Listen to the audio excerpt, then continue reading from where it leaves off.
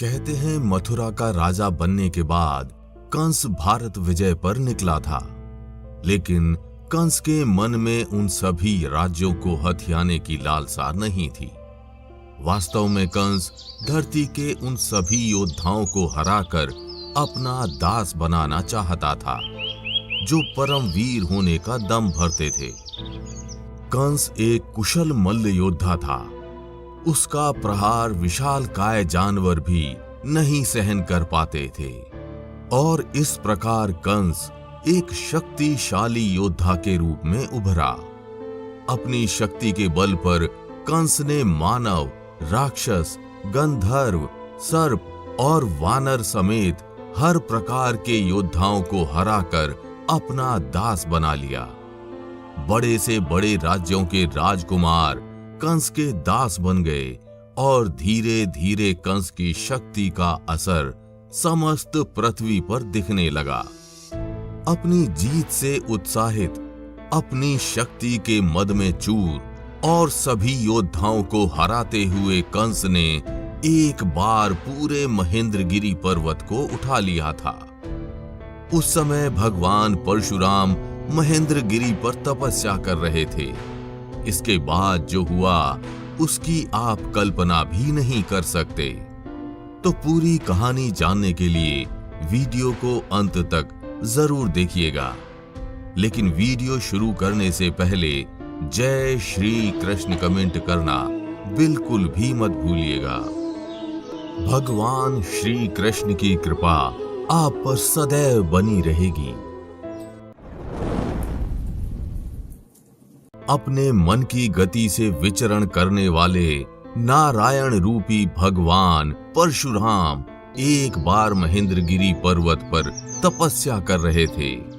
तभी अचानक से पर्वत में कंपन शुरू हो गई। पर्वत हिलने लगा, चारों तरफ उथल पुथल मच गई, और इस हलचल ने भगवान परशुराम की तपस्या भंग कर दी। भगवान परशुराम अपने अथाह क्रोध के लिए जाने जाते थे, और महेंद्रगिरी पर्वत की इस तबाही ने उनकी क्रोध रूपी अग्नि में घी का काम किया। भगवान परशुराम ने अपनी आंखें बंद की और उन्होंने इसके कारण का पता लगाया। वास्तव में अपने बल के मद में चूर कंस ने पूरे महेंद्रगिरी पर्वत को अपने हाथों से उठा लिया था।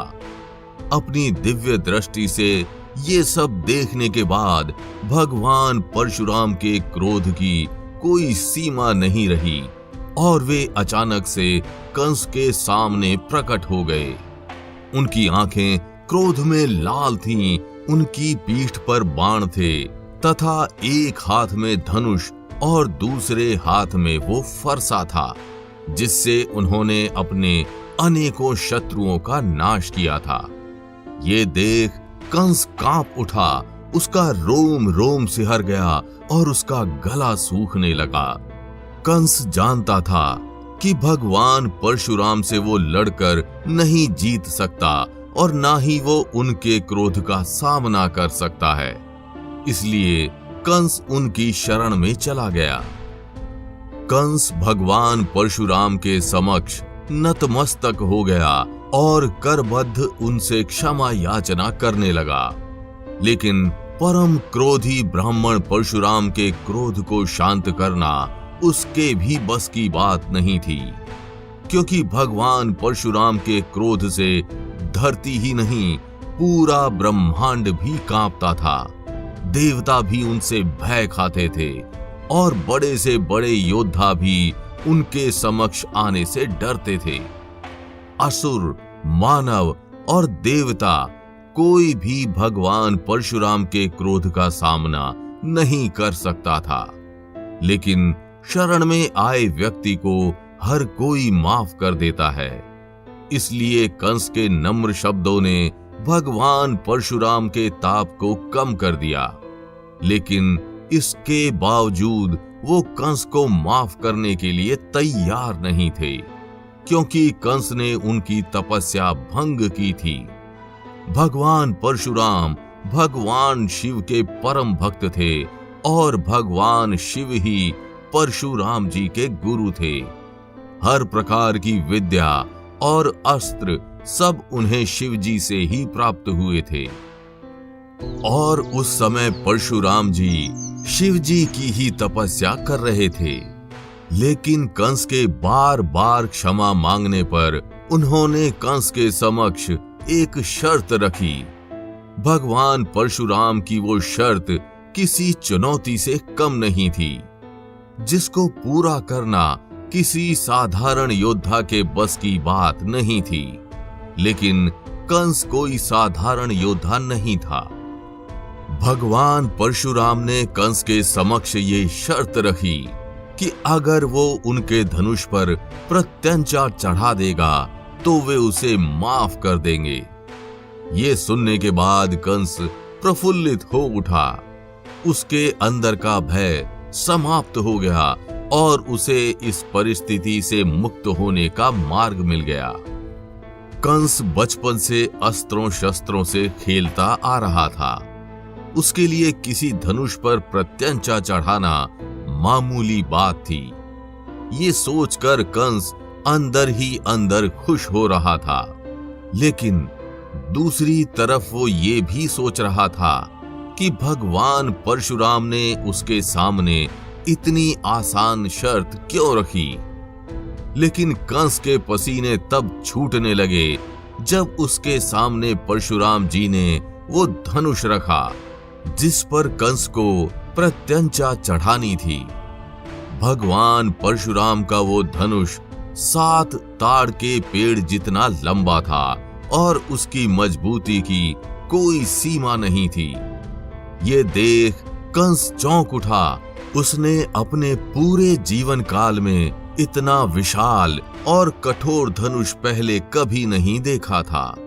वास्तव में वो धनुष भगवान शिव का धनुष था, जिस पर प्रत्यंचा चढ़ाना अत्यंत दुष्कर था। लेकिन कंस अपने बड़े बड़े साहसी कार्यों के लिए जाना जाता था। उसने कुछ ही समय में धनुष पर प्रत्यंचा चढ़ा दी, जिसे देख भगवान परशुराम दंग रह गए। भगवान परशुराम कंस की वीरता से अत्यंत प्रसन्न हुए।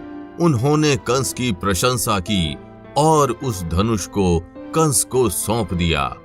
लेकिन साथ ही भगवान परशुराम ने कंस से ये भी कहा कि इस धनुष पर प्रत्यंचा चढ़ाने वाला उसकी मौत का कारण बनेगा।